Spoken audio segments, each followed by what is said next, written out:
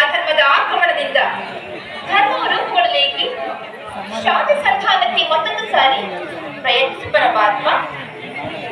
ಶಾಂತಿಯಿಂದ ಸೃಷ್ಟಿಯು ವಿಕಾಸವಾಗುವುದಿಲ್ಲ. ನೂತನ ಹರಿವೆ ನೂತನ ದುರಗಂಧ ಆವಿಷ್ಕಾರ ನೂತನೆಂದು ಅನಿವಾರ್ಯ ಅವಶ್ಯಕ. ಆದರೆ ಈ ಯುದ್ಧದಲ್ಲಿ ನಾನೊಂದು ನೂತನ ಜಗತ್ತನ್ನು ನಿರ್ಮಿಸುವೆನು.